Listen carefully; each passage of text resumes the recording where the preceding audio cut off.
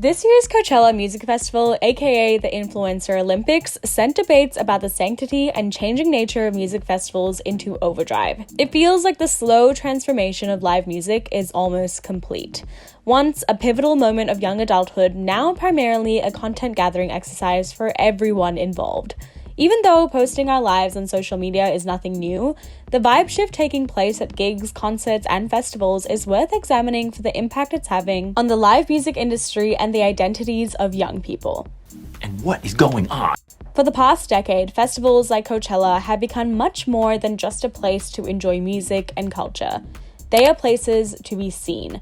What started with celeb spotting has evolved into a habit of documentation that all festival goers participate in. Dynamic and vibrant, festivals are like immersive content farms that provide multiple days of content opportunities. You're guaranteed at least one really great photo and a chance at internet virality, alongside seeing your favorite artist perform live. In a world where one great video can launch a career, it's a pretty good deal.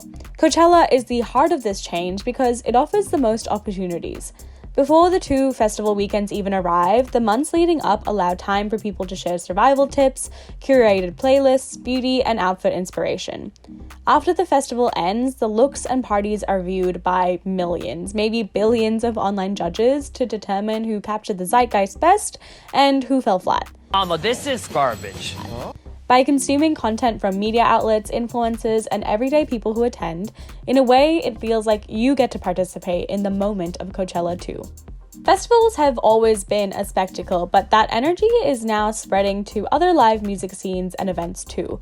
Taylor Swift fans have shared every last detail of their Eras tour experience, from setlist predictions to extravagant outfit preparations, and essentially uploading the entire performance of every concert so far to the internet in grainy clips. Harry Styles' global Love on Tour was a similar parade of costumey outfits and attention-grabbing signs. You're hot This is a family show. So who started it? Predictably, the big corporations from whom live music's events are marketing opportunities, and the influencers for whom working with these corporations is their job. Social posts related to Coachella reportedly received 12.65% more views and 18.16% more likes than other topics.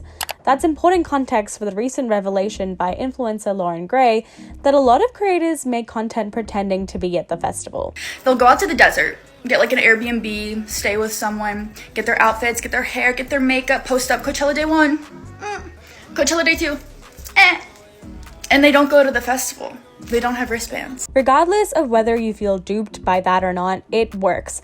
TikToker Brianna Renee admitted in a since-deleted post that she was making Coachella-themed content sponsored by Honey Birdette, even though she didn't attend the festival this year. And you would do it too for a check. There's nothing inherently wrong with wanting to post to social media at a concert. It's fun, and it can be a powerful way to feel a part of a community.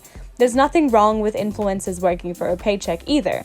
But it is weird that the behavior of regular attendees is so impacted by the working relationship between brands and influencers that we now fall under the same pressure to document these experiences with on-trend, engaging content, even though we don't get paid for it. The live music vibe shift is having an impact on artists too, of course. You might think that having lots of content circulating around your performances would have a positive effect overall, but the reality for most artists is pretty grim. Australian rapper Earthboy recently shared on Twitter that he and other artists are having to cancel shows because of unprecedented low ticket sales. There are a lot of reasons for this. Lingering COVID-19 concerns and the savage cost of living crisis are high on the list. Add to that, if we now view live music as content opportunity rather than a cultural experience, we need different reasons to buy tickets. Is the venue aesthetic? Can you expect outrageous antics from the artist or fans to film and post? And now that others are guaranteed to film and post for you, is it worth paying for something you'll get to experience for free on your phone after the show? Maybe that's why even Coachella took a hit to their ticket sales this year. The festival usually sells out within hours of release, but still had tickets available to purchase for weekend 2 on the day of. Ultimately, the biggest winners are corporations rather than the artists or event festival organizers. Live music has always been an effective way for advertisers to connect with young people and earn some of the cool factor of the music industry. Why would they pump the brakes on content overload when it helps them reach even more people? Concerts and festivals are now being streamed either for free or in commercial deals with streaming platforms, devaluing the IRL experience even further. Very little of that extra money that this generates ends up in the pockets of artists and crew who make these events happen, especially the smaller acts, while creating yet another reason you don't need to go see your faves live. Hate to break it to you, but these changing trends are having an impact on us too. Don't look at me like that. Young adulthood is the time to develop our identities. A major part of this is exploring and engaging fully in new experiences that will shape who we become. Besides being very fun, going to a concert chaperoned by your parents and eventually attending festivals and gigs on your own has been a rite of passage for a very long time. These are some of the first moments of independence and memory making in our teens and 20s. How we participate in these identity-shaping moments has now changed, perhaps forever. Gen Z is already being called out for fumbling concert etiquette by artists, older fans, and articles titled "Why Do Live Music Audiences Suck Right Now?" Are you not ashamed of yourself?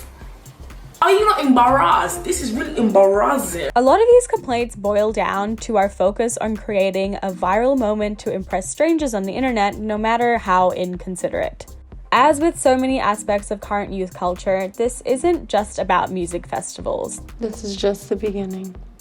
The angst, discourse, and criticism around gig-going behavior is a reaction to a bigger shift in priorities among our generation.